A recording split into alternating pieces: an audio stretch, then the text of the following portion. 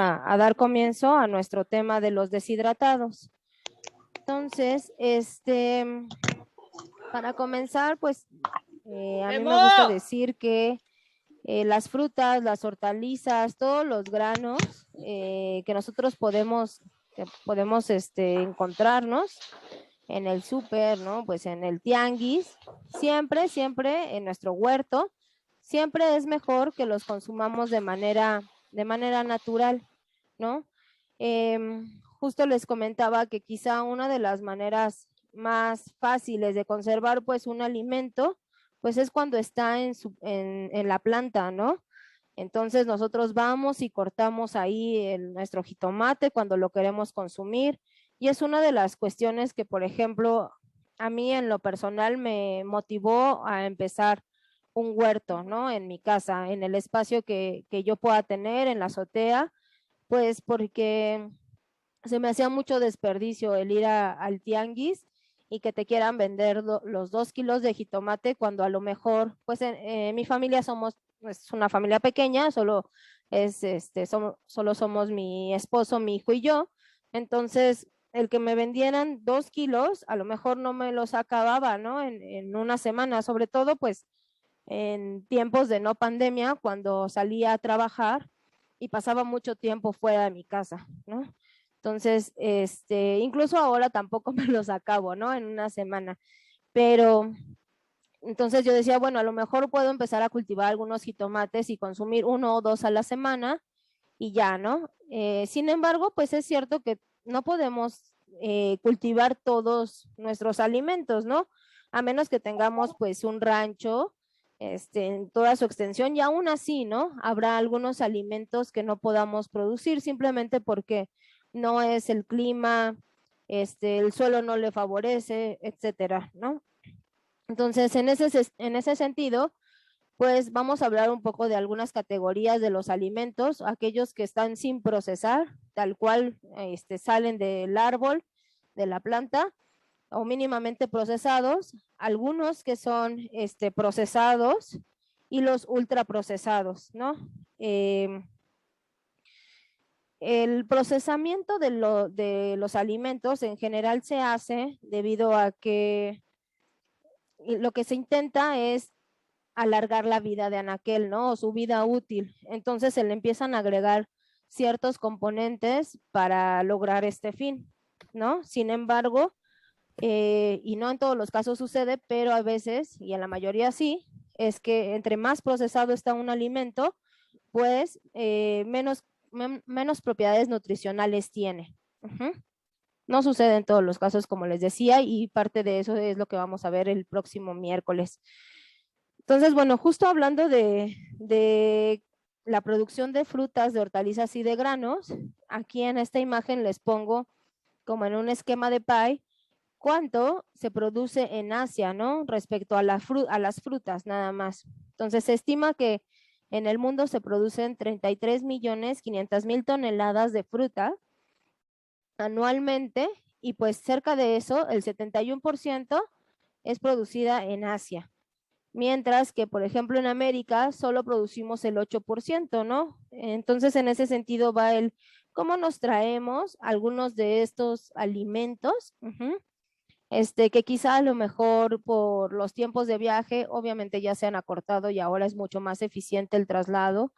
Sin embargo, el que pasaran muchísimo tiempo, por ejemplo, imagínense antes, ¿no? En los barcos, en los diferentes medios de transporte, pues hacía que se echaran a perder estos alimentos. Entonces, por eso era importante buscar maneras de conservarlo, ¿no? Y vean, nuestra producción en el continente de hortalizas apenas representa el 3% de la población de la producción mundial, ¿no? Igualmente los granos. Entonces, sí es cierto que vamos a tener que traer alimentos de otros lugares, y pues muchos de esos alimentos van a estar en forma procesada. ¿Ok?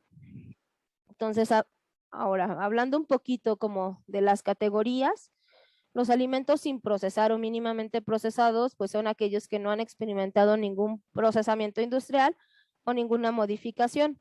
Eso quiere decir que además no incluye ningún tipo de grasa, ningún azúcar o alguna sal que se le adicione. Y como decíamos, el objetivo pues es prolongar la duración del alimento. En el caso, por ejemplo, de los alimentos congelados, ¿no?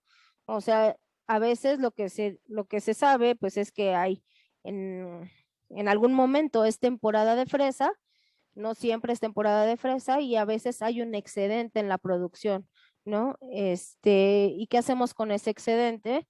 Pues buscamos formas de que se aprovechen, ¿no? Finalmente, sería una merma o un desperdicio si esto llega pues a la basura, ¿no? Entonces, en ese sentido, por ejemplo, se pueden congelar los alimentos y esos serían alimentos básicamente sin procesar, únicamente los estamos congelando. Ayudan en su uso o preparación, en el caso, por ejemplo, de las carnes, ¿no? No nos van a dar todo, toda la espaldilla de la vaca, ¿no? O una pierna. Los carniceros lo que hacen es cortarla, ¿no? Lo diferencian por partes y entonces tú vas y la compras ya de una manera que está, pues sí procesada, ¿no? Ya se le quitó la piel, ya se le quitó a lo mejor la grasa, se hizo algún corte y esto es para ayudar en su uso o preparación, pero no se le está agregando ninguna grasa o un azúcar, ¿no? O potenciar sus sabores. En esta categoría pues entrarían justo las frutas frescas, ¿no? Que las tenemos de primera mano, por así decir, las secas, ¿no? En este caso los deshidratados que vamos a ver ahorita, las frutas o verduras congeladas, las hortalizas, los granos, las nueces, las carnes, el pescado, el marisco, el huevo, la leche, ¿no? Incluso la leche, pues sabemos que se obtiene pues directamente de, este, de la vaca, ¿no? Sin embargo, cuando se va extrayendo, se va cosechando pues esta leche, puede ser que mediante el proceso, si se hace como de manera muy casera, pues que alrededor de la ubre o en las mismas manos del campesino, pues se barran y se escurran ciertas bacterias que están ahí, ¿no? Entonces, por ejemplo, la leche sufre un proceso de pasteurización que en ese proceso lo que se hace es elevar la temperatura, no que hierve, no a que hierva, ¿no? O sea, no hasta 100 grados, en unos 80, 90 grados, y luego se baja rápidamente la temperatura. Esto se hace para que muchas de las bacterias que son mesófilas, es decir, que viven a temperatura ambiente, no soportan las altas temperaturas. Entonces, cuando la suben, rápidamente eliminan esa carga microbiana, pero después la bajan de manera que muchas de esas bacterias no tengan tiempo, no les dé chance de crear estructuras de resistencia, ¿no? No, a lo mejor algunas como por ejemplo dentro de los hongos como las esporas, pero dentro de las bacterias tienen otras formas de resistencia, ¿no? Entonces, es un mínimo procesamiento, pero que lo que permite es que, pues justo nosotros podamos ir al súper y que la leche esté ni siquiera en el refrigerador, esté en un anaquel como tal y que nosotros la podamos consumir, ¿no? Ahora, por otro lado, los alimentos procesados, aquí se incluyen aquellos que sí les vamos a agregar alguna grasa, algún aceite, azúcares, sales, y dentro de esos están las otras conservas que vamos a ver el miércoles. Y el objetivo es lo mismo, ¿no? Justo hacerlos más duraderos y a lo mejor con un mejor sabor o de mejor gusto. Aquí estarían los panes, los quesos, las carnes curadas, ¿no? Por ejemplo, la, mm, la cecina, ¿no? Sabemos que se le agrega ahí sales, para conservarla. Frutas, hortalizas en salmuera, almíbar o en aceite, ¿no? Incluso hay conservas que se hacen en alcohol, ¿no? También. Entonces, bueno, dentro de algunos del, digamos, de los documentos que les mandé durante el día, a lo mejor los que ahorita apenas se están conectando, igual no entendieron de qué iba, ¿no? Pero uno de ellos, el primero, es un libro como de recetas donde justo se ven diferentes tipos de conservas sin aquellas y donde se excluyen los que son congelados y los que son enlatados, ¿no?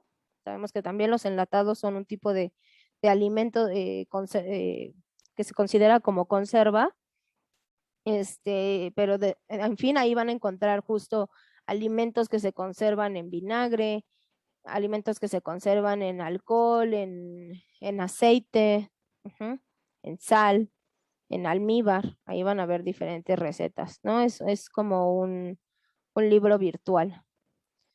Y los alimentos ultraprocesados o que también nosotros conocemos como alimentos chatarra, ¿no? Son aquellos que ya tienen muchísimos otros componentes como aglutinantes, colorantes, emulsificantes, espesantes, estabilizantes, saborizantes, conservadores, ¿no? Y ahí podemos encontrar pues a las papas fritas tan ricas y tan malas para nuestra salud, los helados, los chocolates, los cereales, los pasteles, todas las bebidas azucaradas, ¿no? Los refrescos. Entonces estos serían alimentos ultraprocesados. Al respecto, y a lo mejor una de las paradojas que ahora, como todo lo queremos que esté en un empaque y así, a lo mejor se han encontrado con imágenes en internet donde está el platito de unicel con un plátano todavía envuelto con papel film, ¿no? Con papel plástico. Pues ahí ya eso como que no empieza justo a no tener sentido, ¿no? Porque digamos que el mejor empaque para ciertos alimentos, pues es su propia cáscara, aquellos que la tienen, ¿no? Es un empaque que es biodegradable, nos puede decir el grado de maduración de nuestro producto, aísla la pulpa, ¿no? En el caso, por ejemplo, del aguacate, de la contaminación externa, protege el del daño físico y microbiológico, si algún hongo o alguna bacteria lo quiere atacar, pues primero tendrá que atacar la cáscara. Nos permite lavarlo y desinfectarlo de mejor forma y pues justamente un menor costo en el procesamiento. No tenemos por qué estar gastando en empaques, ¿no? Como el unicel, sobre todo, y plástico. Ujú. Ahora ya entrando un poquito más de lleno a la materia, ¿no? Que son los deshidratados, pues decíamos que los deshidratados son una estrategia para alargar la vida de anaquel, tratando de mantener al máximo las propiedades nutricionales del alimento. Sí es cierto que cualquier tipo de procesado, como les decía, un poco va en decremento de las propiedades naturales, ¿no? De los alimentos. Y hay veces que se pierden muchos de estos componentes. Sin embargo, pues uno de los, digamos, de los principales problemas que se tiene al almacenar alimentos es justo su contaminación, ¿no? La contaminación microbiológica por hongos, por bacterias. Y esto es porque pues tienen un gran contenido de agua, todas estas frutas, los vegetales, ¿no? El maíz, por ejemplo, es una de las razones por las cuales también se seca, ¿no? Porque a mayor contenido de humedad, pues entonces se favorece la vida. A lo mejor hemos escuchado esto de que el agua es vida, y pues sí, ¿no? O sea, mientras un compuesto, sobre todo orgánico, y que tiene muchísimos nutrientes, tiene un gran contenido de agua, pues va a ser susceptible y atractivo para que lleguen hongos y bacterias a querer comérselo, ¿no? No solo nosotros. Entonces, en la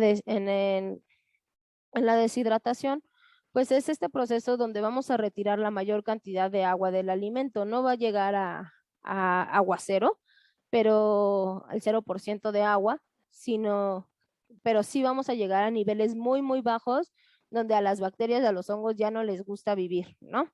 Entonces, algunas otras razones, ¿no? O que se dan desde los deshidratados es que se da valor agregado a esos productos agroindustriales, ¿no? O sea, lejos de que se vuelvan un desperdicio, una merma, una pérdida, pues la gente que se dedica a la deshidratación de alimentos, pues le da justamente ese valor, ¿no? Incluso justo veíamos que algunos de los productos deshidratados, pues de hecho se comercializan más caros que los de origen natural, ¿no? Vamos a crear un nuevo alimento, a lo mejor con características muy particulares. Por ejemplo, cuando secamos deshidratamos una zanahoria, pues ahora esa zanahoria va a ser crujiente, ¿no? O más crujiente, como tipo papa, ¿no? Como papa frita.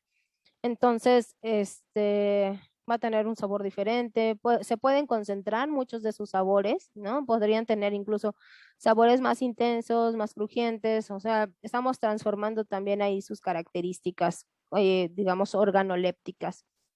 Va a tener una mayor estabilidad, justo porque tiene menor contenido de agua y entonces eso va a ser muy bueno para hacer mezclas, ¿no? Que a lo mejor no sería tan fácil tenerlas juntas. Por ejemplo, imagínense en un frasco donde ustedes tienen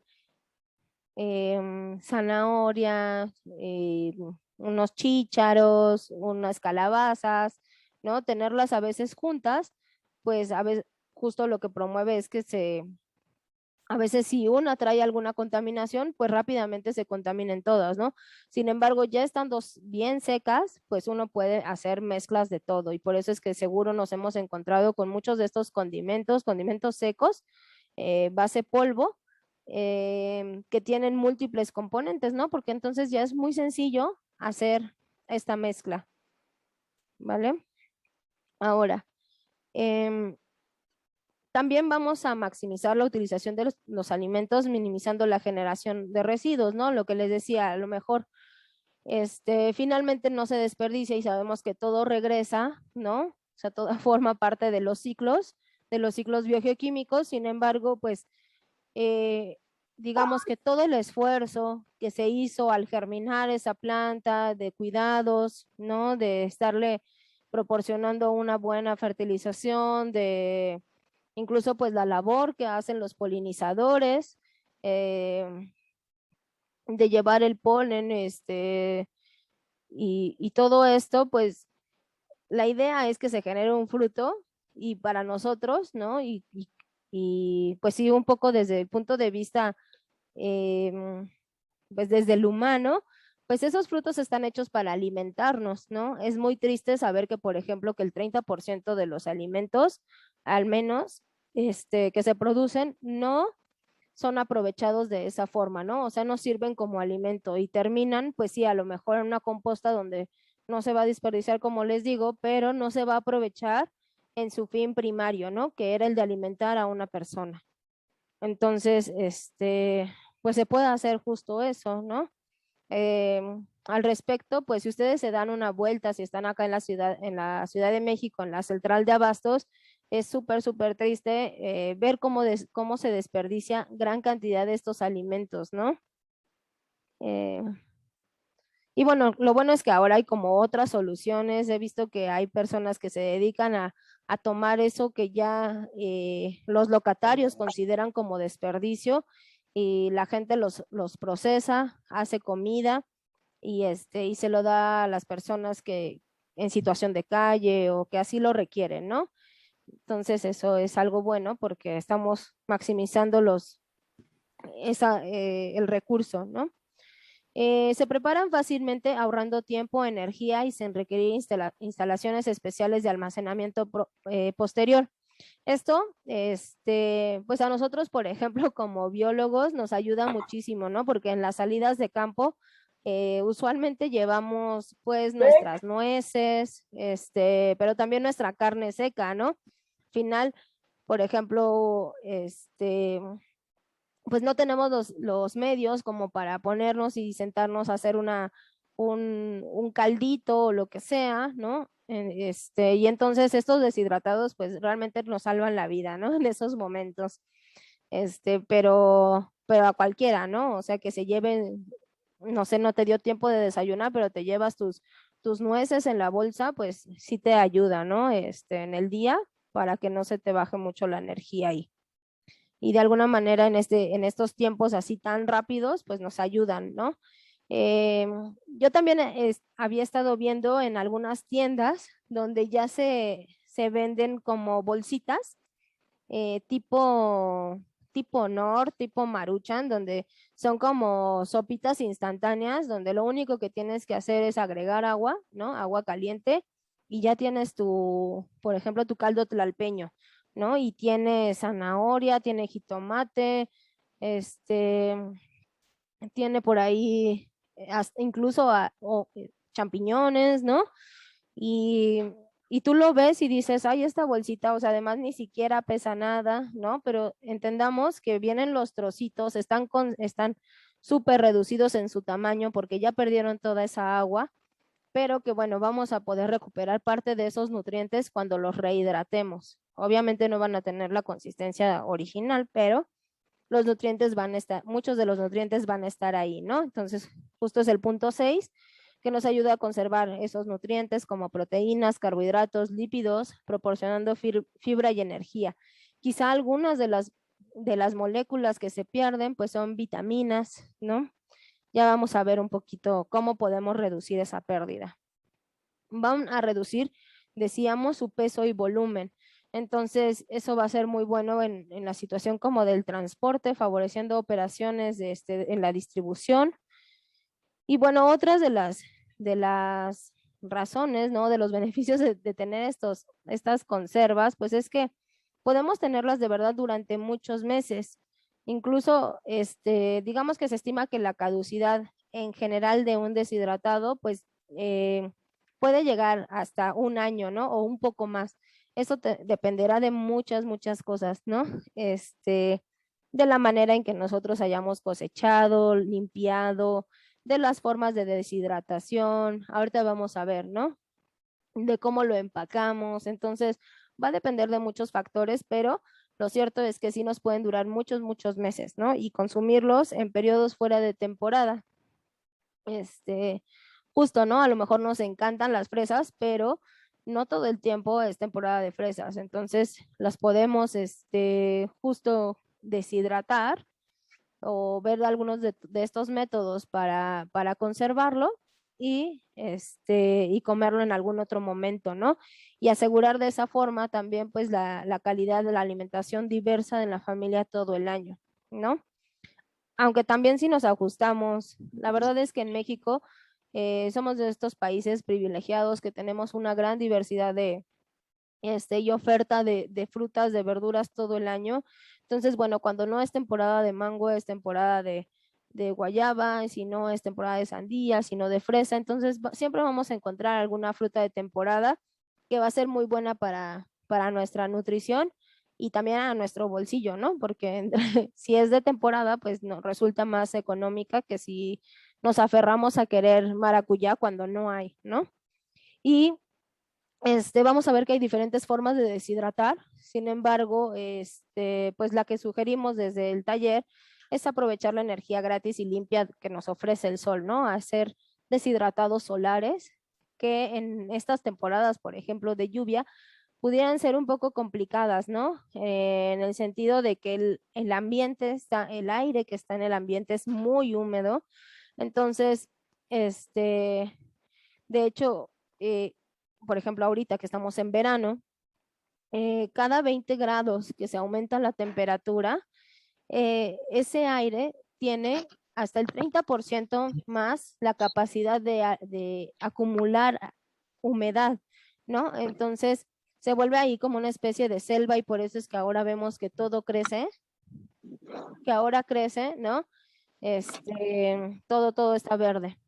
Y otra de las cosas, pues justo desde la autonomía económica, ¿no? Desde que se pretende desde el taller de huertos urbanos de Pilares, pues es que puede ser una fuente de trabajo. No solo a lo mejor nosotros lo queremos emprender, pero si no también podemos apoyar a alguien que lo está haciendo, ¿no?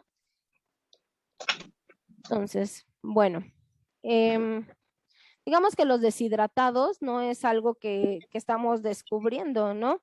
Esto en realidad pues se ha hecho desde que pues el hombre es hombre, seguramente, ¿no? Entonces, el método tradicional pues es el del secado al aire libre. Entonces, en este método pues se pueden secar carne, granos de maíz, papas, plantas medicinales. La idea es que colocamos una manta, una lona, una tabla de madera, ¿no? Y ahí entonces dispersamos lo que queremos secar, pero también lo podemos hacer con los tendederos, ¿no? Los típicos tendederos colgando un hilo al aire, que puede ser al sol o a la sombra, ¿no? Dependiendo del producto que queramos secar.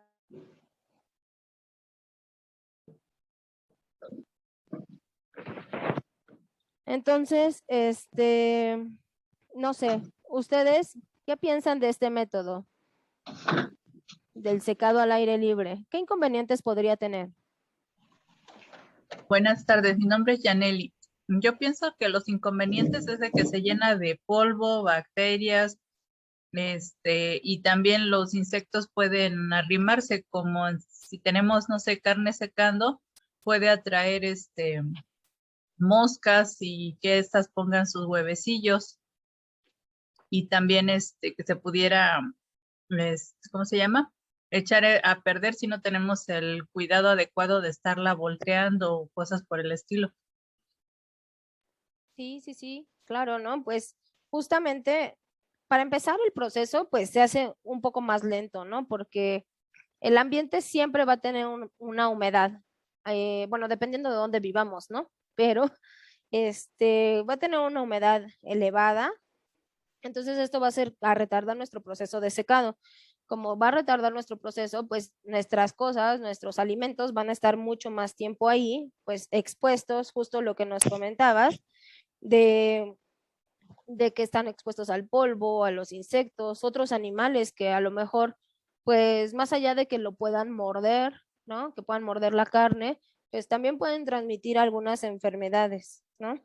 Entonces, si uno elige hacer este secado al sol, pues sí requiere una atención particular para proteger los alimentos de la intemperie, ¿no? También si lo estamos cubriendo o lo que queremos es eliminar agua y cae un pequeño aguacero, pequeño rocío, pues no solo va a retardar el proceso de secado, sino que también ahí puede acarrear algunas bacterias, ¿no? Entonces, pues sí puede ser como perjudicial, incluso si nosotros lo ponemos así tal cual, directo al sol. No sé si ustedes han intentado secar alguna planta directo al sol. A veces que se seca muy rápido, ¿no? Pero se seca mal. Es decir, una planta bien seca eh, tiene que mantener sus colores, ¿no? A lo mejor no de manera tan viva como los tenía cuando estaba fresca, pero una rosa que se pone a secar y tiene los pétalos rojos, tiene que seguir teniendo los pétalos rojos, ¿no? Entonces, en general, cuando se utiliza este método tradicional de secado al aire libre, se dejan expuestos y entonces suele ser perjudicial en cuanto a la cantidad, ¿no? Porque se pierden colores, hay muchísimas vitaminas que son fotosensibles, es decir, que se destruyen a la luz, ¿no? Hay justo como no lo secamos bien, hay una pérdida de valor nutritivo, en general, pues justo debido a esta exposición directa a los rayos del sol. Entonces, bueno, aquí les muestro diversas formas en las cuales quizá algunos hacemos los deshidratados, y es que ya lo hacemos. Esta, por ejemplo, justo es de exposición a los rayos, a la exposición directa, ¿no? Donde aquí se está poniendo una mallita, se está tratando de cuidar en lo posible que no esté en una superficie, pues así como directo en el suelo. Se tiene buen cuidado de los espacios que hay que dejar entre fruta y fruta. Aquí, por ejemplo, lo que se tiene es una especie como de tendedero, ¿no? Una mallita que se está poniendo en una cocina, ¿no? Donde se genera aire caliente y entonces se aprovecha ese calor que se genera ahí para secar estas plantitas. Esto que es más como industrializado. Yo tengo una de estas, que son unos aritos, ¿no? Que están separados y que están cubiertos con malla. Estos los ocupo, por ejemplo, para secar mis plantitas medicinales. Sin embargo, son esas que después, después las voy a meter a un proceso, por ejemplo, de té, ¿no? A un calor, donde aquí pues obviamente también se pueden llenar de polvo, pero que finalmente pues voy a hervir en algún momento y pues voy a eliminar ese polvo, esas bacterias, o más bien eliminar las bacterias que pudieran estar ahí. El polvo me lo voy a seguir comiendo, ¿no? Están los deshidratadores eléctricos, ¿no? Que son muy cómodos, muy eficientes y que tienen pues como la desventaja del costo, ¿no? Del costo que va a estar ahí en tu factura de luz, ¿no? Mes a mes. Los típicos tendederos, ¿no? Estos son, le llaman collares, ¿no? Donde se pueden secar algunas cosas. Entonces, aquí les quería preguntar a ustedes, ¿cómo hacen ustedes para secar, a deshidratar sus alimentos, quienes ya lo hagan? Bueno, yo soy de Guadalupe. En lo personal, yo lo cuelgo, por ejemplo, las hierbas de olor, algo así. Hago así como un ramito y lo pongo adentro de una bolsa ¿cómo se llama? De tul. Y lo dejo así, pues en el ambiente, ¿no? Bueno, que le dé un poquito de sol. Eso es lo que hago. Ok, gracias, Guadalupe. ¿Sí, Lalo? Hola Karen, ¿cómo estás? Bien, bien. Qué bueno. Mira, yo hice un sistema es una caja de madera de esa de MDF y de cubierta hice una tapa que tiene un cristal. Entonces, la caja por atrás tiene unas perforaciones para entrada y salida de aire, que es la que hace que circule para ayudar a deshidratar los alimentos. Y pues obviamente pues tiene que estar directo a los rayos del sol, pero con el vidrio como hace como tipo lupa, ¿no? Hace Sí. esa función que ayuda a calentar más los alimentos y por ende pues, se secan más rápido, ¿no? Pero la verdad es que ese sistema a mí me ha funcionado bastante bien, incluso para el polvo, para los insectos, para todo ese tipo de, de cosas que no queremos en nuestros secados, pues parece que me ha funcionado bastante bien. Entonces yo recomendaría pues, hacer una caja de ese tipo. Tal vez en el grupo les mande una foto para enseñarles cómo lo hice yo y igual les sirve. Sí, está padre porque justo nos vamos dando ideas, ¿no? O sea, tampoco mi idea es imponerles un método, ¿no? O sea, yo les digo, yo ocupo por ejemplo, para mis hierbas y que también se puede hacer con aros de estos que utilizamos para bordar, ¿no?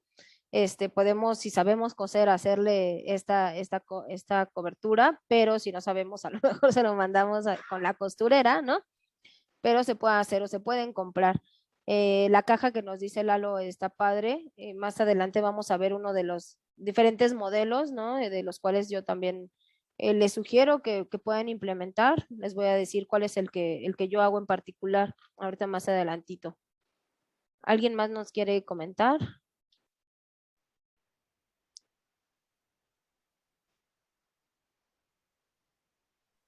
Yo tengo el que usted utiliza, el de la mallita, maestra. ¿Ese? Sí, ahí tiene un poquín la desventaja del polvo, ¿no? Si lo tenemos totalmente al aire libre, así pues como en donde tendemos nuestra ropa y tiene mucho flujo de viento, tiene un poquito ese inconveniente, ¿no? Igual si está en un espacio un poquito más cerrado, yo lo tengo como en una especie de terraza, donde no hay mucho flujo de aire, pero pues sí debe de estar ventilado, ¿no? Ok, ok. Bueno, ¿alguien más que tenga algún método distinto que nos quiera compartir? Yo solamente las coloco en las hierbas de olor, sea epazote, laurel, tomillo, orégano, apio, perejil, en charolas con servilletas de estas de papel absorbente o trapitos de manta de cielo y ahí las voy poniendo donde les pegue el sol, pero no directo, sino a través de un vidrio A y través así de la le voy, ventana. ajá, y le voy dando vueltas hasta que ya veo que están bien secos, y cuando logro utilizar el horno, aprovecho de cuando queda todavía caliente, las pongo, esas mismas que ya las tenía yo secando así, las pongo en unas charolas extendidas y las dejo ahí hasta que se termina de enfriar el horno. Ah, es buena técnica. Muy bien, pues sí, ese es como una especie de prensado, ¿no? Justo los mecanismos de deshidratación, eh, algunos de los más ocupados es el prensado, ¿no? Hay quienes ocupan, por ejemplo, papel periódico, pero si no les gusta o a lo mejor tienen miedo de que se desprendan algunas tintas, pues justo pueden hacer, como nos acaban de comentar, ¿no? Poniendo servitoallas, y a veces se pone una servitoalla, las hierbitas, una servitoalla y más hierbitas, ¿no? Que es como la idea de la prensa botánica, ¿no? Donde se van poniendo así por capas, pero sí hay que estar, si están de esta forma apiladas una sobre la otra, hay que estar recambiando las servitoallas, ¿no? Para justo quitar la humedad y no sea al contrario como que se concentre la humedad en la servitoalla y que después ahí se favorezca el crecimiento de hongos, de bacterias. Hay otra que es la centrifugación, ¿no? Que es más como de tipo industrial, la evaporación superficial, que yo creo que es la que la mayoría ocupamos y que va o sea, de las imágenes que les mostré, pues justo todas son de evaporación superficial, es solo dejarlas y que poco a poco vayan secándose. Osmosis y liofilización. La liofilización, pues, es este proceso los dos son, pues, ya procesos industriales, ¿no? O sea, sí requerimos equipos para hacer eso. Osmosis lo que ocupa es una concentración de sales, ¿no? Que como ustedes saben, el agua va a tender a ir a donde hay una mayor concentración de sales, entonces de esa manera se elimina el agua de los alimentos y se va hacia donde está la sal, ¿no? Pero son aparatos y a veces se hacen así como de una sola vez o por pulsos, ¿no? Por pulsos apoyados de vacío. En el caso, por ejemplo, de la liofilización es este proceso por el cual, por ejemplo, obtenemos la gelatina, ¿no? La gente que hace gelatina hace, no sé, pues tiene el agua, la grenetina, le pone el saborizante, de pronto un jarabe, no sé, azúcar, y lo que hace es llevarlos a estas liofilizadoras. Las liofilizadoras hacen un secado, se llama aspersión rotatoria, y entonces mientras va girando la mezcla, que es una mezcla líquida, está en presencia de frío, casi siempre es frío, y la extracción de humedad es por vacío, ¿no? Entonces de esta manera va secando el producto y va dejando solo los granitos, ¿no? Y es así como tenemos, por ejemplo, eh, ¿cómo se llama el caldo de pollo, las gelatinas, ¿no? Sin embargo, pues bueno, les decía, las más utilizadas de manera casera, ¿no? Que nosotros nos gusta decirle escala humana, pues es evaporación superficial, ¿no? El secado solar, secado por aire caliente. Incluso hay quienes hacen secado por microondas, ¿no? También se puede ocupar. Y más como industrialmente, pues es esta deshidratación osmótica y la liofilización. Entonces, la evaporación superficial no los quiero como abrumar, ¿no? Pero se basa en algunos conceptos de cómo se transfiere la energía, ¿no? Principalmente el calor. Y hay tres formas, que es por convección, por conducción y radiación, dependiendo cuál es la superficie de contacto, ¿no? Si es sólido, sólido, sólido, sólido, gas, sólido, líquido. Sin embargo, también, y de lo que sí quiero hablar, pues justo es de las fuentes de energía, ¿no? O sea, ya veíamos que hay deshidratadores eléctricos, hay deshidratadores que utilizan gas y pues aquellos que utilizan el sol, ¿no? Que bueno, en estos tiempos de cambio climático, pues es mucho mejor utilizar esto que algún otro energético, ¿no? Que sabemos que su extracción, pues, pues no es de lo más limpio, ¿no? Y de la construcción, pues hay aquellos que son artesanales y ya los que son más industriales, ¿no? Como el que veíamos también en la imagen previa. Entonces, ¿cuáles son los parámetros para saber que estamos haciendo un secado correcto?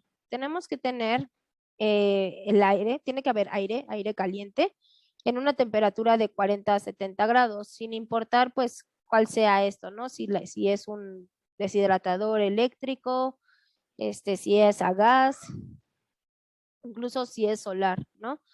El aire debería tener un bajo contenido de humedad, ¿no? Les decía que ahora, cuando está en esta temporada de lluvias, que el ambiente está muy húmedo, pues se hace muy difícil hacer este tipo de secado, sobre todo en este tipo de deshidratadores caseros, ¿no?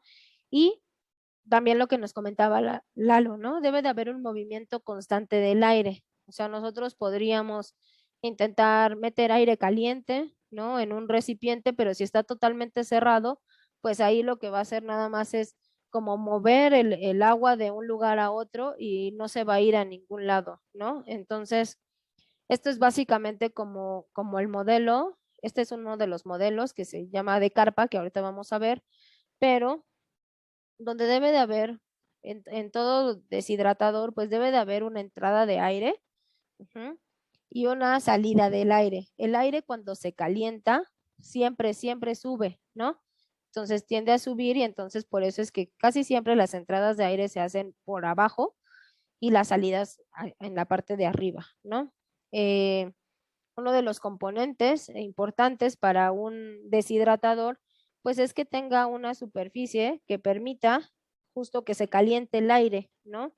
Que haga este efecto de lupa que nos mencionaba Lalo, ¿no? Entonces, hay que poner una especie de lámina de plástico transparente, resistente a rayos ultravioletas, puede ser polietileno de larga duración, puede ser vidrio, ¿no? Van a ver que justo aquí en esta parte de la entrada de aire se ve como una mallita, ¿no? Justamente para proteger, es una malla mosquitera, para evitar la entrada de bichos, de insectos, que acarren en sus patitas, pues, otro tipo de bacterias, ¿no? Que vayan y pongan sus huevecillos. Entonces, y también a la salida, ¿no? Está esta mallita. Este modelo está muy bonito porque tiene como esta especie de bandejas, ¿no? Longitudinalmente, para aprovechar efectivamente el espacio. Y si ven, la entrada de aire también está longitudinal. No se hace de este lado porque entonces entraría mucho menos, ¿no? La superficie de contacto es mucho menor que la que tendríamos a lo largo. Entonces, así permitimos que entre mucho más aire caliente. Ujú. Entra aquí en esta especie como justo de lupa y después, ya caliente, pues ayuda a eliminar humedad de los alimentos y va a salir, ¿no? Entonces, miren, ese es justo el tipo carpa, ¿no? Donde la estructura puede ser de metal o de madera. Se hace una carpa, ¿no? Triangular, cubierta, como les decía, una lámina de plástico transparente, las aberturas por debajo, ¿no? Puede ser, van a ver que las charolas, pues no son de un material liso, ¿no? No son estas charolas, a lo mejor para cocinar, donde están sólidas y no tienen hoyitos, ¿no? Lo que queremos es maximizar el área de contacto entre el aire caliente y nuestro alimento que queremos deshidratar. Entonces, casi siempre van a ver que son rejillas, entonces se pueden hacer rejillas de nylon, ¿no? De malla, una gasa, ¿qué más se pueden ocupar? Así, alguna mallita fina, ¿no? Este otro es el tipo armario. Este es el que nosotros tenemos, donde es un modelo un poquito más complejo, ¿no? Donde está como este concepto que ya nos comentaban de la caja, y pues nos permite igual secar todo tipo de alimentos, especialmente aquellos que necesitan mantener un buen color, ¿no? En este ejemplo, pues no es que sea malo, Sin embargo, pues los rayos solares sí van a impactar mucho más en el producto, ¿no? Y entonces podemos tener deshidratados con un menor color, ¿no? Ya sabemos que sí se van a estar secando de manera correcta, pero quizá no van a mantener algunos de estos colores, ¿no? Entonces, si lo hacemos de esta forma, que es el tipo armario, pues en realidad es una caja como tal, una caja de madera, donde se generan las ranuras para meter las diferentes charolas, ¿no? Las charolas son solo marcos de madera, de metal, con la rejilla, ¿no? Con la malla. Entonces tú puedes poner aquí diferentes bandejas y aquí el colector solar es esta otra parte. Entonces, esto también es como una especie de cajita de madera. Les voy a mandar unas fotos que es el que yo tengo y donde en esta parte vamos a poner el plástico, el vidrio, ¿no? Entonces aquí, en esta parte de aquí abajo es donde entra el aire, perdón, entra el aire, se calienta y hay una conexión entre esta caja, ajá, vean, y la caja donde están nuestros alimentos, ¿no? Entonces, como les decía, el aire caliente sube, tiende a subir, y mientras va subiendo en su camino, va secando los alimentos, ¿ok?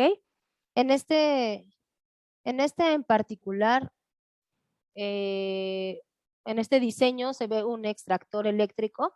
Sin embargo, en nuestra experiencia parece que no es necesario, simplemente el que le hagan unos hoyitos de este lado, que tenga una apertura y que donde permita la salida del aire, estará bien. Permítame un segundo.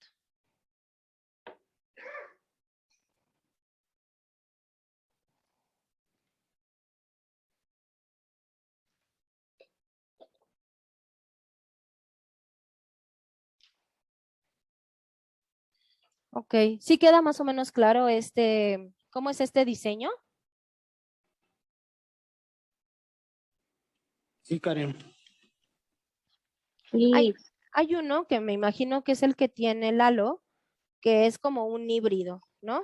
Que es una caja y que hay mucha gente que lo hace, ¿no? Que es una caja como esta, donde todas sus paredes o parte de sus paredes son de vidrio, ¿no? Y tienen las charolitas y tienen una entrada de aire caliente, de entrada de aire por acá y salida por acá, ¿no? Adiós. Entonces, ese es como el modelo híbrido y entonces les voy a mandar un manual donde justo hay por ahí justo como un plano que te dice, pues para hacer este diseño, que es como, yo digo que es híbrido entre el carpa y armario, donde no tiene esta extensión, simplemente es la cajita, y te dice, pues necesitas tantas maderas de tal medida, ¿no? Y te va ahí guiando como paso a paso para armarlo. Y se me hace que es muy funcional, ¿no? También. Y está el tipo túnel, donde a lo mejor algunos de los emprendimientos, ¿no? Un poquito ya a mediana escala, es el que ocupan más, donde si ven, en realidad es como una especie de carpa alargado, ¿no? Entonces la entrada de aire caliente, de aire, perdón, estaría de este lado y se dejan espacios, ¿no? Que se llaman colectores solares, donde se permite que se caliente el aire y después pase a las bandejas de secado, ¿no? Al final, esto sí requiere como una especie de extractor, ahí sí requiere algo eléctrico que permita jalar el aire, porque como les decía, el aire caliente sube. Sin embargo, en este diseño lo que se quiere es que viaje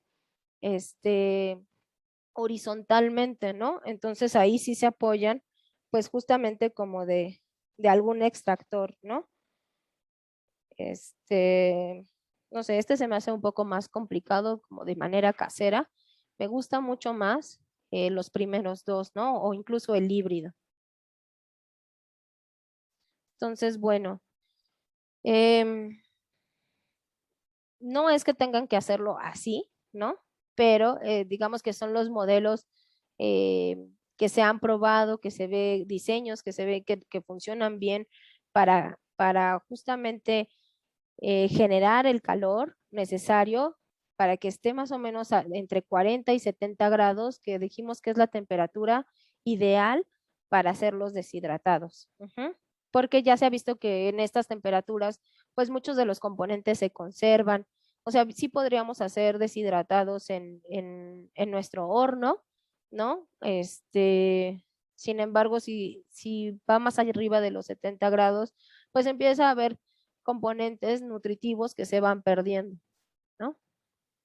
Entonces, bueno, vamos a entrar a los pasos, ¿no? Ya para tener un deshidratado. Entonces, lo primero es obtener pues nuestra fruta o verdura. Entonces, hay que considerar que tiene que estar ya madura, no muy madura, ¿no? Pero que ya esté madura, que haya logrado a lo mejor tener el tamaño que nosotros queremos, que no tenga hongos, ¿no? Hay que ver que no tenga ni puntitos blancos, ni amarillos, que sea una fruta, una verdura que esté sana, porque si tienen por ahí algún hongo, pues lo que va es muy probable que se pase a nuestros demás cortes, ¿no? Y entonces nos infecte todo. Entonces hay que tener cuidado con eso, que tenga un aroma, una textura normal, ¿no? Simplemente pues un buen ejemplar, ¿no? Vamos a lavarlo y desinfectarlo como normalmente ustedes lavan o desinfectan sus frutas y verduras, ¿no? Se puede utilizar pues el típico hipoclorito de sodio, ¿no? El cloralex, el cloro que tenemos, peróxido de hidrógeno, el ácido peracético, clorito sódico acidificado, algunos ácidos orgánicos, a lo mejor han visto estos otros productos en el mercado, a mí me gustan, ¿no? Que son extracto de jugo, son jugos de extracto de toronja, extracto de limón, ¿no? Que ejercen su poder de desinfección mediante la bajada de pH, ¿no? Pero están aquellos, por ejemplo, el microdin, que me parece, plata coloidal, ¿no? Entonces, bueno, la que ustedes ocupen, esa está bien, ¿no? Simplemente pues hay que seguir las instrucciones de la ficha técnica en cuanto a la dosificación y los tiempos de acción.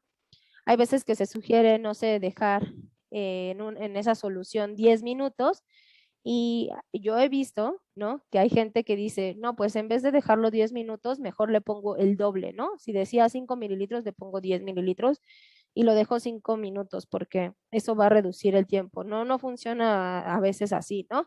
Entonces solo hay que esperar los tiempos y las dosis que nos indica nuestro producto. ¿Me pasa de ese tiempo? ¿Me afecta, Cari? Sí, hay veces que lo que pasa es que, por ejemplo, en el caso del cloro, se empieza a incorporar el cloro, en tus alimentos, ¿no? O empieza a haber procesos de oxidación y eso pues va en decremento del valor nutricional de tus alimentos. ¿No? Ok, gracias. Sí, sí.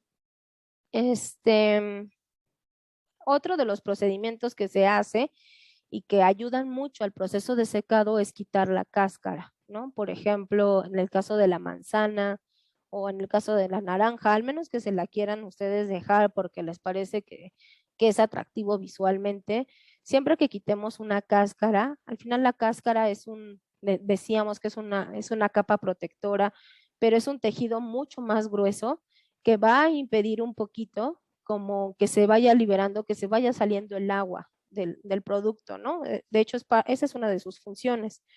Entonces, si nosotros queremos favorecer el proceso de deshidratación, hay que quitar esa cáscara, restos de raíz, tallo que no queramos, incluso semillas, ¿no? Vamos a necesitar pues ahí justo peladores o cuchillos. Podemos hacer este tratamiento térmico que es el escaldado. No sé si alguno de ustedes haya hecho el escaldado para sus frutas, para sus verduras. Sí, para el jitomate. ¿Para qué lo ocupas? En algunas recetas que me pide jitomate escalfado, lo tengo que sumergir en agua caliente, un minuto cuando mucho, y ya después lo paso a agua fría con hielo para quitarle la cascarita y Ujú. después molerlo y que no quede bueno, la fibrita que luego tiene. 4, 6, 1, 2, Sí, sí, pues justo nos ayuda a remover la cáscara, ¿no? También, no sé, por ahí alguien tiene el micro abierto, no sé si quiere participar. María.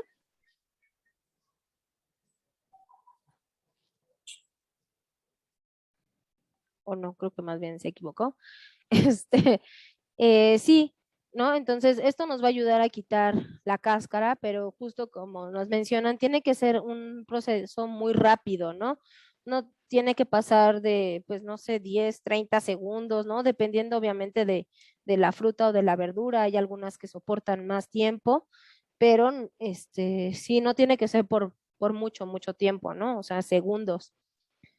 Esto nos va a facilitar justo quitar las cáscaras, por ejemplo, de duraznos, ¿no? De jitomate, a lo mejor no lo queremos con cáscara, y nos va a ayudar a reducir la actividad enzimática. Las enzimas, pues son proteínas que van a ir a atacar a otras proteínas o a otros compuestos, ¿no? Carbohidratos, lo que sea. Entonces, dentro del proceso normal de las frutas y verduras, pues estas enzimas están activas para descomponer ciertos componentes que están ahí presentes en semillas, en frutos, para la nutrición básicamente de la semilla, ¿no? Entonces, nosotros queremos conservar los nutrientes y queremos inhibir un poquito esta actividad, que siga avanzando esta actividad enzimática, que siga avanzando. Pues parte de estas actividades enzimáticas lo que hacen también es oxidar, ¿no? Nuestra fruta, nuestra verdura. Entonces, queremos que mantengan en general sus colores, que no esté oxidado, y también va a ayudar, pues, justo a darle un bajón a la carga microbiana, ¿no? Si hubiera todavía por ahí hongos, bacterias que se resistieron al proceso de desinfección, pues con agua caliente, ¿no? En general es agua hirviendo que se hace este proceso, pues muchas de esas bacterias y hongos van a morir, ¿no? Simplemente con la presencia de ese calor. Ya hemos hablado en otras ocasiones de los límites de temperatura que soporten muchos de los microorganismos que nos causan daño, ¿no? Entonces esas temperaturas no las soportan. Ahora, es importante, y quizá este es el paso más crucial, no que los otros no sean importantes, pero hay que hacer nuestras rebanadas, ¿no?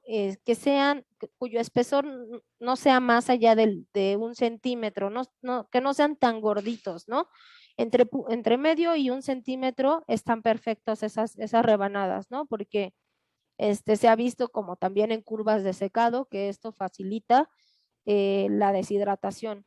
Si los tenemos más gorditos, pues nada, lo único que va a pasar es que quizá el corazón no se seque del todo, creamos que ya está seco y lo guardemos y que de pronto a lo mejor se nos echa a perder, ¿no? Por ahí nos ataque algún hongo o alguna bacteria.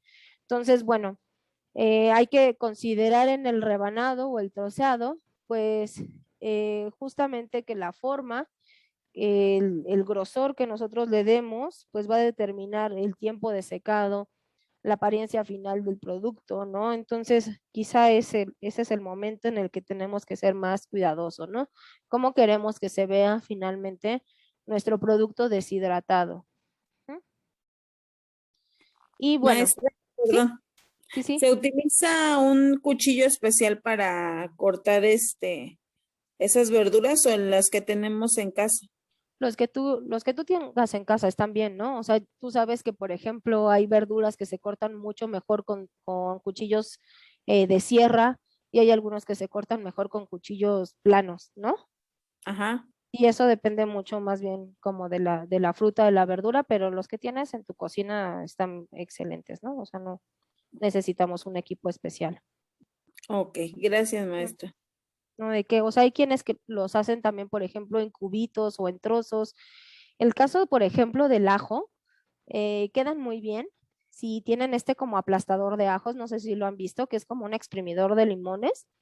es una buena forma de incorporar el ajo en algunos de nuestros deshidratados, ¿no? Porque quedan como en cubitos chiquititos y entonces, pues son como imperceptibles, más que si se ve ahí el ajo rebanado, ¿no? Pero bueno, ese ya es como a gusto de cada quien, ¿no? Ahora hay diferentes pretratamientos, ¿no? A lo mejor, bueno, ahorita que los veamos, les voy a preguntar si alguno de ustedes, quienes ya hacen deshidratados, hacen alguno de estos pretratamientos. Quizá los más comunes es el blanqueado, el baño en jugo de limón, el salado o el uso de betabisulfito de sodio, de potasio. Sí, Rosalía.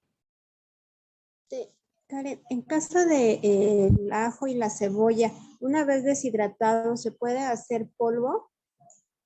Sí, sí debe ser muy fácil poderlo, sí, hacer polvito, ¿no? Como que lo pones en un mortero y muy rápidamente lo puedes, Sí, luego se usa para la carne o el pescado, entonces ya lo podríamos usar así. sí, sí, sí, sí. Sí, ok, gracias. No, hay ¿Puedo que... decir una receta que me sé? Ah, sí, Que por aprendí favor. en todos los cursos de ustedes que me han dado. Yo hago un deshidratado de hierbas. Las pongo a la sombra, de preferencia a temperatura media, bien lavadas. Las cebollitas de cambray, que a veces le cortamos la colita, el rabito y lo tiramos. Eso yo lo enjuago bien, lo esterilizo y bueno, le pongo sus gotas para desinfectar y todo eso y lo pongo a secar en una charola.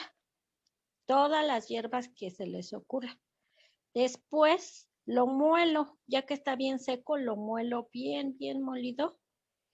Y puede ser también las colitas del ajo. A veces siembro el ajo y pues no pega, porque a veces sí, a veces no, es muy difícil de que pegue.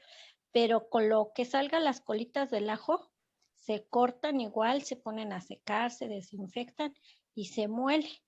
Y el sabor de cebolla, del ajo y de todas las hierbas, ahí está, se llama consomé de hierbas finas. Queda muy sabroso. Se oye muy rico. Sí, yo tengo una amiga, yo tengo una amiga que ahí también hace como consomé de verduras y también lo hace así, ¿no? Como que deshidrata todo y para los chiquitos que luego no ven ahí el chayote y dicen, no, yo no quiero chayote, pues nada, va molido, ¿no? Y entonces no se ve nada. Es una de las formas también. Sé que hay gente que recupera, por ejemplo, los centros. Hay algunos centros que ya no se comen, ¿no? Por ejemplo, a lo mejor centros de piña, centros de, incluso del chayote, ay, híjole, el tallo del brócoli, ¿no? Que a lo mejor luego es difícil encontrar una receta, ver cómo lo incorporo, pues nada, lo seco y lo muelo y en cualquier cosa, ¿no? Como polvito en una ensalada, para ponérselo al caldito. No sé, tiene como muchas aplicaciones esto de los deshidratados, ¿no? Para recuperar muchos de estos que se consideran desperdicios, ¿no? Como bien nos está diciendo Abril, ¿no? Los tallos de la cebolla, ¿no? Del ajo, que pues también tienen muchos nutrientes ahí, ¿no? También las hojitas, Karen, del apio que estás diciendo, mucha gente la tiramos. Yo sí las consumo hasta en sopa las hojitas. Las hojitas igual se lavan, se deshidratan y se le pone al consomé de hierbas finas. Queda verde y huele muy rico. Sí, no, me imagino. Sí, sí, sí. Pues es como que no, estamos acostumbrados, ¿no? A ciertas formas de preparación y no aprovechamos efectivamente todos las plantas, ¿no? Ahí sí hay que tener cuidado, ¿no? Justo con qué hojas nos comemos y cuáles no, ¿no? Y ya en el curso de huertos hemos dicho que, por ejemplo, todas las hojas de solanáceas, ¿no? Jitomate, tomate, papa, esas no hay que consumirlas, ¿no? Porque tienen solanina y resulta tóxico para nosotros, ¿no? Entonces es así, ¿no?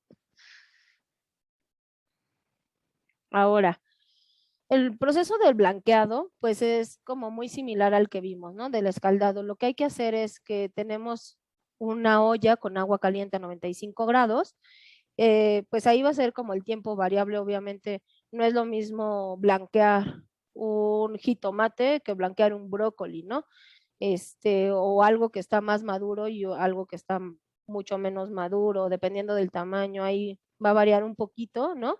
Pero la idea es como sumergirlo a lo mucho, 1 o 2 minutos, a lo mucho, ¿no? Entonces lo que hacemos es sumergir en agua 95 grados y después lo vamos a enfriar rápidamente. Tenemos que tener como un recipiente con agua fría para detener. Al final, esto sí es un cocimiento, ¿no? Esto nos va justo, tiene más los mismos efectos que el escaldado, ¿no? Que es inactivar las enzimas que nos van a causar oxidación, básicamente, oscurecimiento y retención de algunas vitaminas. Por ejemplo, la vitamina C se puede conservar muy bien con con este procedimiento que es el blanqueado, ¿no? Además también pues genera como un reblandecimiento en algunos tejidos que es muy importante, como decíamos, para el proceso de deshidratación, ¿no? Se puede fijar ciertos colores y también lo que decíamos, ¿no? Una reducción parcial de algunos microorganismos, sobre todo los que viven a temperatura ambiente. Está esta opción y se las pongo porque viene dentro de los manuales, a mí no me encanta, ¿no? Pero es agregar betabisulfito de sodio. Si van a poner betabisulfito de sodio, hay de diferentes grados, ¿no? Al final es un compuesto químico que se utiliza para diferentes cosas, ¿no? Entonces, puede ser que sea el de grado industrial, hay que revisar que sea el de grado alimenticio. Hay diferentes grados en todos los compuestos químicos, por ejemplo, el industrial, el grado alimenticio, el grado cosmético, el grado farmacéutico, ¿no? Que es el más puro. Entonces, bueno, obviamente este betabisulfito de sodio es muy económico. En realidad yo he visto como al kilo en 50 pesos, ¿no? Entonces, la adición de sulfitos inhibe la oxidación, va a retardar como este efecto, ¿no? De que se pongan cafés, sobre todo actuando sobre los azúcares, ¿no? Va a evitar que las enzimas que se dedican a romper los azúcares, pues actúen. Entonces nos va a ayudar a conservar ciertas propiedades, eso sí. Y si lo van a ocupar, pues hay que poner de 5 a 10 gramos por litro durante igual 5 o 10 minutos a temperatura ambiente. Aquí no es necesario calentar o enfriar el agua. Entonces, al final, pues esta dosis nos permite tener una menor concentración de que la OMS, la Organización Mundial de la Salud, ha fijado como una concentración máxima, ¿no? Esto finalmente es una forma de azufre, ya determinado que debe de haber un máximo de azufre en un producto deshidratado de 0.05. ¿Por qué? Aquellos que hacen deshidratados, pues ya a nivel industrial, ocupan mucho este método, ¿no? El tratamiento con ácidos orgánicos, que es el que a mí me gusta más, ¿no? Es que se puede utilizar ácido cítrico, jugo de limón, ácido ascórbico, ¿no? Que sabemos que se utilizan como conservadores. Se puede ocupar el jugo de un limón, por cada litro. Y vamos a sumergir el producto de 5 a 10 minutos. Esto pues sí puede cambiar ligeramente el sabor, pero quedan muy bien, ¿no? Por ejemplo, para las manzanas, lo pueden meter así perfectamente en esta solución de jugo de limón y lo que va a hacer es que se van a conservar mucho más sus colores y ciertas propiedades, ¿no? Aunque a lo mejor sí puede saber un poquito ácido, ¿no? Pero también se puede ocupar el bicarbonato. Se puede ocupar el bicarbonato y el bicarbonato lo que se sabe es que estabiliza la clorofila. Entonces, el bicarbonato se utiliza muchísimo, por ejemplo, para las hortalizas verdes, ¿no? Espinacas, brócoli. Entonces, nos va a ser como un efecto protector, ¿no? Sobre la clorofila. Y entonces, aunque tengamos nuestro sistema de carpa, pues nos va a ayudar a retener mucho más los colores, ¿no? También tiene esta acción como de reblandecimiento de las capas exteriores que nos va a permitir hacer el proceso de deshidratado más eficiente. Y les decía, se puede ocupar poniendo 30 gramos de bicarbonato de sodio más 3 gramos de sal común, ¿no? El cloruro de sodio, la sal de mesa, por cada litro de agua. Entonces, con esta mezcla deberían tener un pH 9, ¿no? Incluso lo podrían checar si quieren con una tirita de pH, pero entonces sumergen su producto, ¿no? Por 5 minutos en el bicarbonato y ya después, ahora sí, a deshidratarlo, ¿no? Otras de las formas que están, de hecho, en algunos de estos manuales que les voy a compartir, pues es el salado, ¿no? Vamos a agregar como tal cloruro de sodio, dependiendo del producto a deshidratar, son diferentes cantidades de sal, entonces por eso aquí no les puse y digamos que ese es otro procedimiento que va más allá del deshidratado, ¿no? Y ocupar azúcar, ¿no? Azúcar en los productos de almíbar. Les puedo compartir algunos manuales justo de esto, pero que creo que se salen un poquito del tema, ¿no?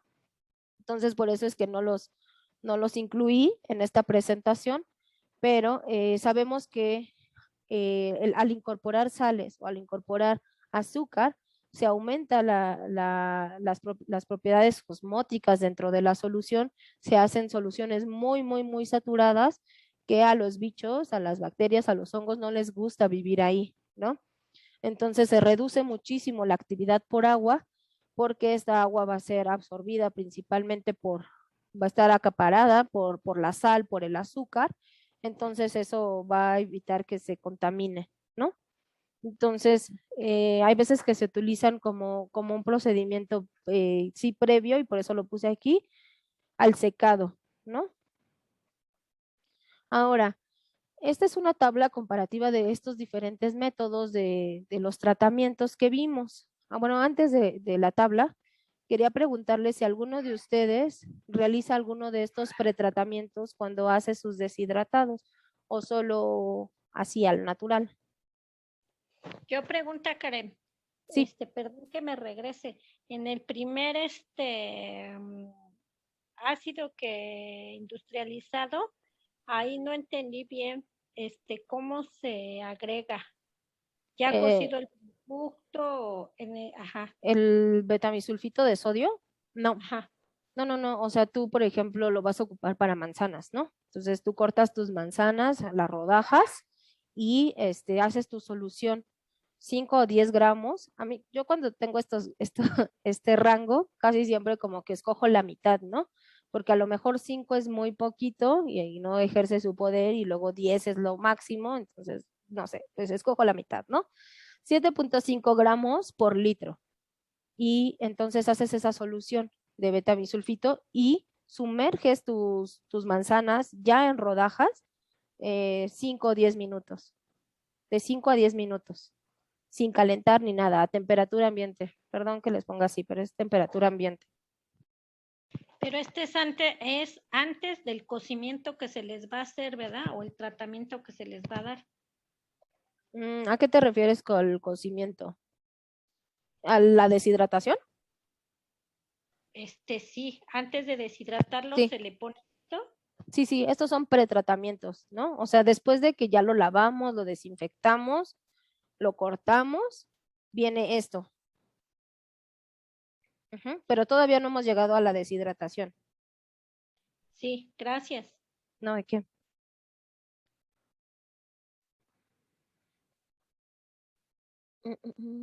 Entonces, ¿alguno de ustedes ha hecho alguno de estos tratamientos previos al deshidratado?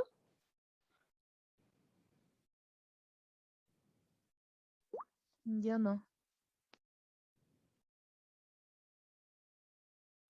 A lo mejor no son como, no sé si son tan conocidos o no, pero vamos a ver aquí una tablita, justo de estos métodos, ¿no? Por ejemplo, aquí está el baño en salmuera, el ahumado que no vimos, el blanqueado, el sulfitado, la adición de ácido cítrico o ascórbico, el baño en almíbar. Y entonces lo que vemos es que, por ejemplo, en la cuestión del desarrollo microbiológico, si vemos este como menos, es que limita fuertemente. Si nosotros ponemos sal, hacemos el blanqueado o el sulfitado, vamos a limitar fuertemente el crecimiento de bacterias y de mohos. Sin embargo, por ejemplo, el ácido ascórbico en particular actúa más sobre mohos y levaduras más que bacterias, ¿no? Hay muchas bacterias que sí pueden soportar los ambientes ácidos. Por ejemplo, aquí vemos la acción en la oxidación, ¿no? En particular, pues de lípidos, y vemos que, por ejemplo, el blanqueado no tiene mucho efecto en la oxidación, ¿no? Pero sí, por ejemplo, justo en el desarrollo microbiológico, en el ennegrecimiento enzimático, ¿no? Es la oxidación de otro tipo de compuestos, ¿no? Sobre todo carbohidratos. Aquí vemos que también tiene como limita poco, ¿no? En realidad el baño en salmuera, por ejemplo, vean que es muy fuerte en la acción de oxidación. Entonces podemos ver así diferentes, este comparativo y ver, por ejemplo, pues si yo voy a utilizar ácido cítrico, pues si bien es un compuesto que yo considero más de origen natural, a lo mejor no va a actuar muchísimo en el desarrollo de bichos, de bacterias, de hongos, ni en la oxidación, pero sí va a ayudar a disminuir el pH, ¿no? Y quizá me va a ayudar a que no se oxide, ¿no? No se vea café mi producto. Entonces, bueno, todos tienen como sus ventajas y sus desventajas. Habrá que verlo. Y hay algunos que se recomiendan en particular, ¿no? Por ejemplo, el ahumado se hace mucho para carne, el baño en salmuera para carne, hortalizas, el blanqueado para hortalizas, excepto cebolla y ajo, ¿no? Porque aquí lo que pasa, justo a lo mejor lo han visto, ¿no? Si ustedes hacen este proceso de blanqueado, a veces que se pierden muchos colores, ¿no? Y con ello muchos nutrientes la cebolla. Si lo hacen con cebolla morada es muy evidente. El sulfitado se ocupa para hortalizas, para frutas, el ácido cítrico para frutas, hortalizas, carnes rojas, ácido ascórbico para frutas y el baño en almíbar también para frutas, ¿no? Entonces, bueno, esas son sugerencias, pero uno puede tener como de referencia esta tabla y ver cuál es el que más le conviene, ¿no? Ahora, la deshidratación, pues además depende, pues decíamos, de la calidad del aire. A lo mejor si ustedes viven en un ambiente así, en el bosque, súper limpio, ¿no? Quizás sí puedan hacer su secado al aire libre sin ningún problema, ¿no? Con algunas precauciones, decíamos, del cuidado de que no le caiga más humedad, etcétera. Pero hay que tener justo este cuidado, ¿no? Con controlar un poquito la situación de humedad y cómo tapamos o cubrimos nuestros productos para que no, en vez de ser un alimento que nos vaya a nutrir, sea un alimento que traiga por ahí bacterias, ¿no? Salmonela, no sé. Hay que considerar pues justo los diferentes tiempos de secado. Ya van a ver que muchos de los productos tienen más o menos el mismo tiempo de secado. Ahorita vamos a ver por qué generalizamos, ¿no? Y a lo mejor nosotros cuando hemos hecho deshidratados, pues hacemos algunas pruebas cualitativas, ¿no? Es decir, vemos su apariencia, vemos que se empieza como a arrugar, ¿no? A tener una textura más rugosa, vemos el grado de quiebre, ¿no? Si le movemos la hojita, fácilmente se desprende, o la tocamos y es como muy quebradiza. Son diferentes características del producto ya deshidratado que nos van diciendo, pues, pues sí, como que ya está medio seco, ¿no? Pero hay otras pruebas, ¿no? Que son cuantitativas y es el porcentaje de humedad. Entonces,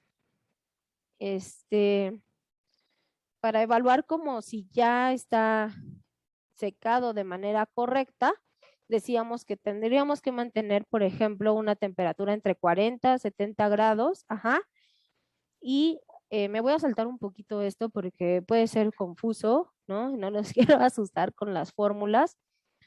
pero que pueden regresar, les voy a compartir esta presentación, pueden regresar a esto, donde se calculan justamente la humedad fresca y la humedad seca, ¿no?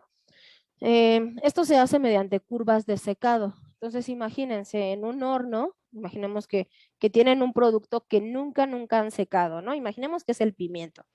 Entonces, lo que se ha hecho en laboratorio es que el pimiento se seca en este horno donde se mantiene la temperatura constante a 40 grados, ¿no?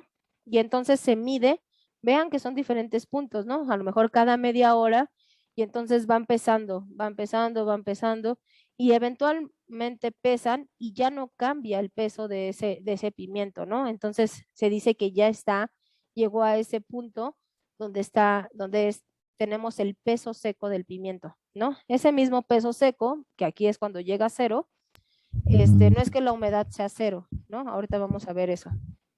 Se hace a diferentes temperaturas, ¿no? A 60 grados, a 80 grados. Obviamente vamos a ver que conforme disminuimos la temperatura, aumentamos la temperatura, pues se disminuye el tiempo de secado. Sin embargo, ya también dijimos que si sobrepasamos los 70 grados, entonces va en decremento pues de la calidad nutricional de nuestros alimentos, ¿no? Idealmente mantenerlo entre 40 y 70 grados. Entonces, bueno, así se hacen con diferentes frutas, diferentes verduras, y vamos teniendo pues sí, los tiempos de secado, pero también el peso seco. Entonces, ustedes pueden encontrar ya tablas, está muy chiquito, pero espero logren verlo. Por ejemplo, en el caso de la selga o de la espinaca, se sabe que el 90% de la selga es agua, ¿no? Entonces, esto lo determinaron con estas curvas de secado, como ya les había dicho, pero que nosotros podemos experimentarlo también en casa, ¿no? Y que la humedad final era del 12%. Les decía, no llegamos a humedad cero. Siempre se queda una pequeña cantidad de agua en el producto, ¿no? Entonces, por ejemplo, ¿cómo sabemos que ya llegamos al peso final, ¿no? O sea, que ya está totalmente seco nuestro producto. Vamos a ver, en este caso, voy a tantito salirme de la presentación, pero para ponerlo de forma editable. Mi cochita fea, mamá, por Dios. Espérenme, déjenme ver cómo puedo hacer. No me deja. A ver. Ok.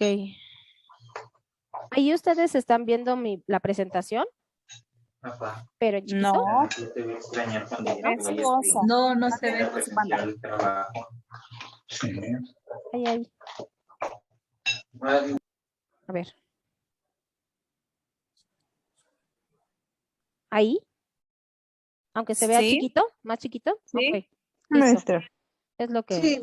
es un poco lo que quería. Entonces, lo que quiero ahora es como insertar un cuadro de texto, ¿no? Para hacer este ejercicio. Entonces, imaginemos que yo tengo una selga, ¿no? Y el total de la selga fueron, ¿qué quieren? 50 gramos, ¿no? Tengo 50 gramos de acelga. Entonces, yo me voy a mi tabla y veo que la acelga tiene 90% de humedad inicial. Ajá. Entonces,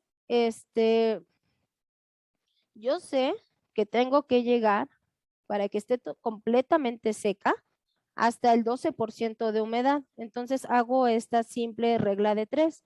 Para quienes no se acuerden, ¿no?, de cómo hacer una regla de 3, pues obviamente tenemos que poner en una columna lo que es igual, ¿no? O sea, gramos de acelga, y en este caso, esta columna es el porcentaje de humedad, ¿no? No voy a poner el porcentaje de humedad junto en la misma columna de los gramos de acelga.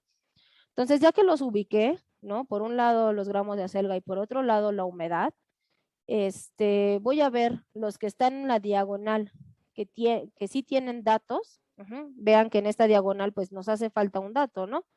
¿Cuánto debería pesar mi acelga para que yo sepa que ya está completamente seca, ¿no? Está deshidratada. Entonces hago este cálculo, ¿no? Multiplico 50 por 12 y luego lo divido entre el que quedó solito, ¿no? Entonces le pongo aquí 50 por 12 y luego lo que me resulte de esto lo divido ahí. Lo divido entre el que quedó solito, que es cierto, 90. Ahí.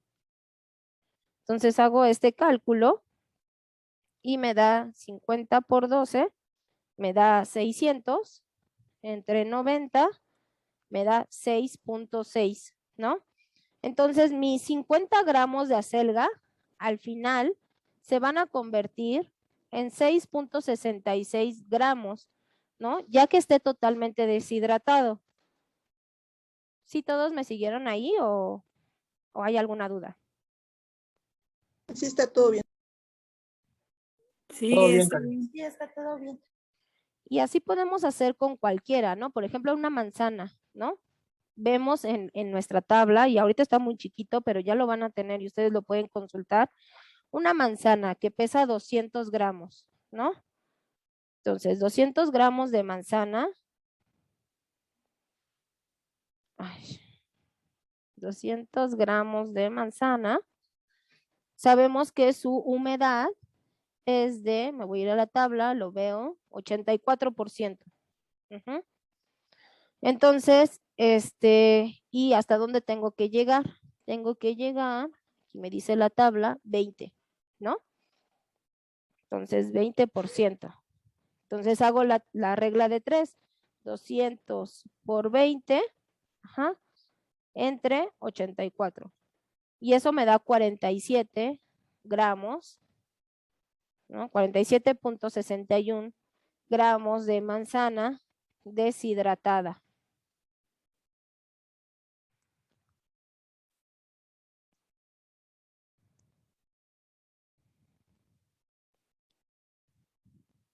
¿Vale?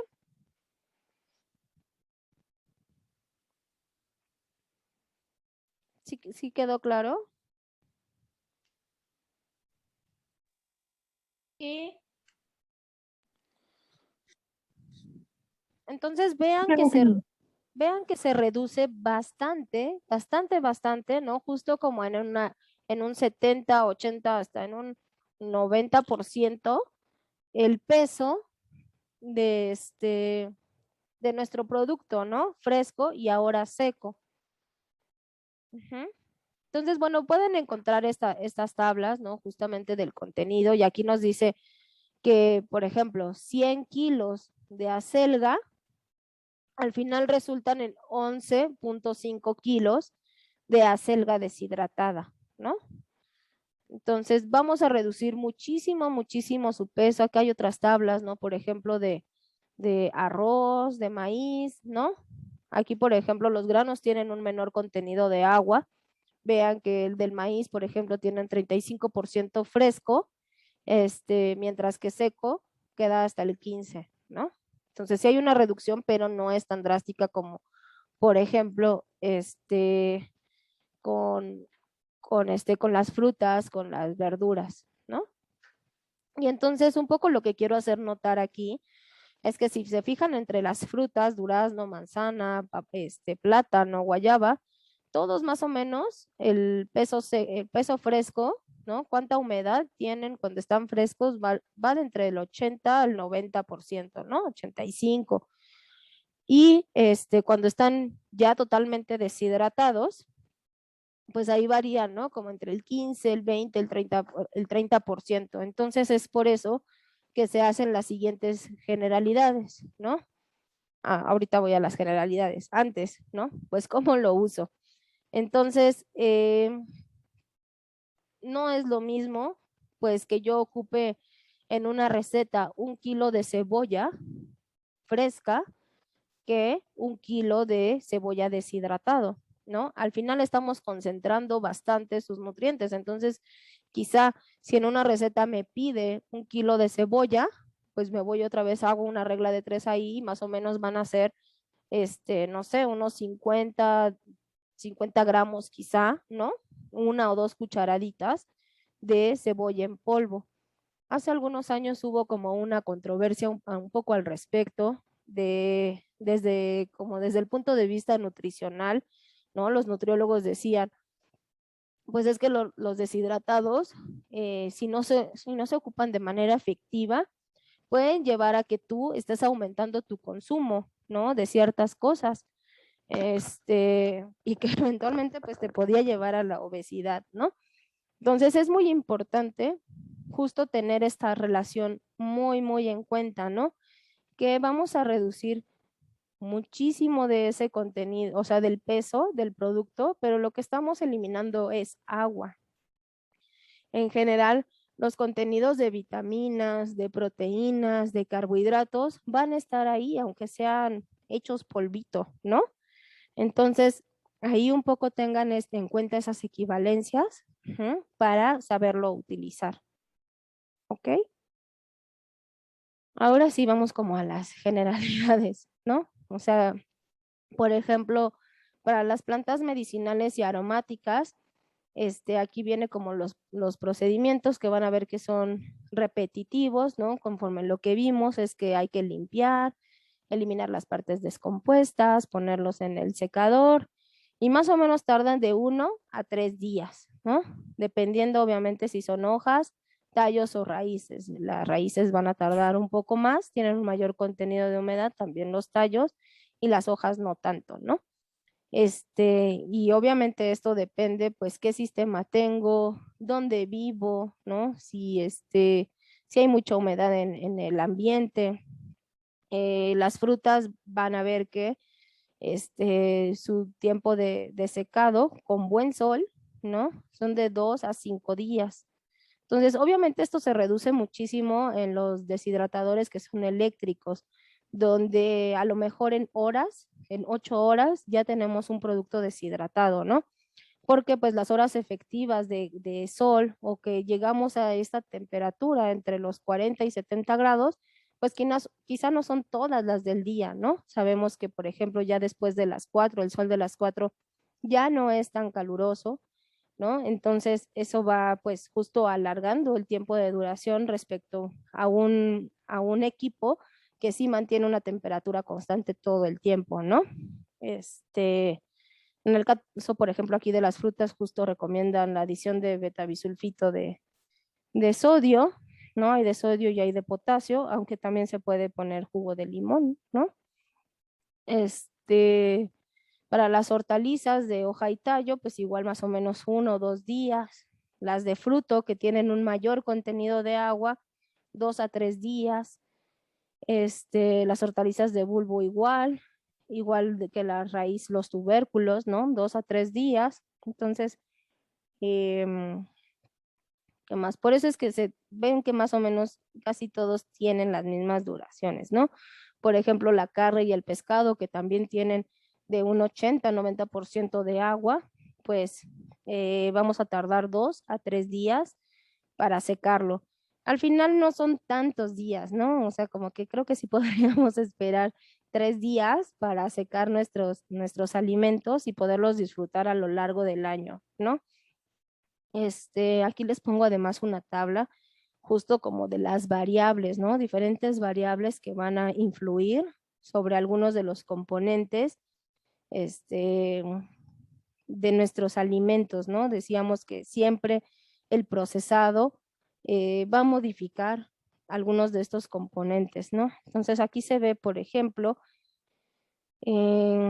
hablan de algunos compuestos que tienen actividad biológica, ¿no? Por las cuales nos interesan algunos de estos alimentos, en particular hablando del jitomate, nos interesan mucho los fenoles, los flavonoides, el licopeno, la vitamina C, ¿no? Muchos de estos, el licopeno, antioxidante, ¿no? Los fenoles también, la vitamina C igual, ¿no?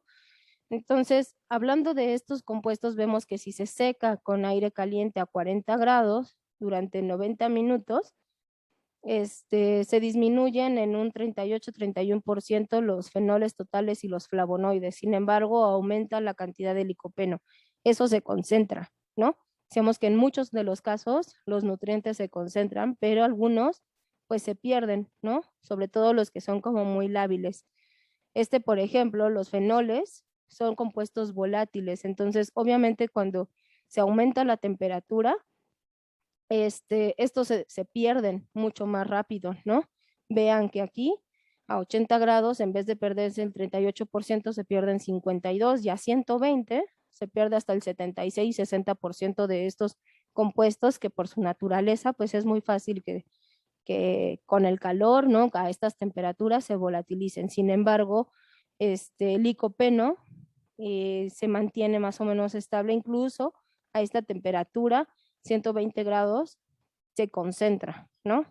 Entonces, no solo el tipo de secado, si es aire caliente, por ejemplo, en este caso es liofilizado, como les decía, ocupa frío, ¿no? Estos son menos 50 grados, usualmente se ocupa nitrógeno líquido para llegar a estas temperaturas, menos 50, menos 80, y un vacío, ¿no? En este caso es la presión de vacío. Entonces lo que ven es que a esta temperatura y en frío, pues estos compuestos volátiles como los fenoles, los flavonoides, se concentran, ¿no? Se aumentan, mientras que el licopeno se disminuye, ¿no? El licopeno, la vitamina C, que es una vitamina que también es no solo es fotosensible, sino termosensible, pues se disminuye, ¿no? Este es otro tipo, ¿no? Como de charola rotatoria. Bueno, en fin, lo que quiero como mostrar con esta tabla es que la manera híjole, viene pues desde cómo lo cultivamos, ¿no? Si nosotros utilizamos ciertos fertilizantes, qué cantidad de veces vamos a fertilizar nuestra planta, eso va a determinar la cantidad de ciertos nutrientes, ¿no? La temporada, el momento en que lo cosechemos, va a determinar también esa concentración de nutrientes, e incluso, bueno, ahora hablando justo de los métodos de deshidratación y de las temperaturas, pues eso también va a afectar finalmente, ¿no? La calidad de estos componentes bioactivos que queremos conservar, ¿no? Y si bien pues va a haber algunas pérdidas, en algunos otros casos más bien se van a concentrar estos compuestos. Entonces,